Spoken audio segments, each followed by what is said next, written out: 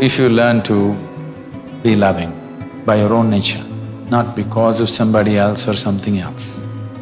If you just become love, not love somebody, then you will know the nature of love.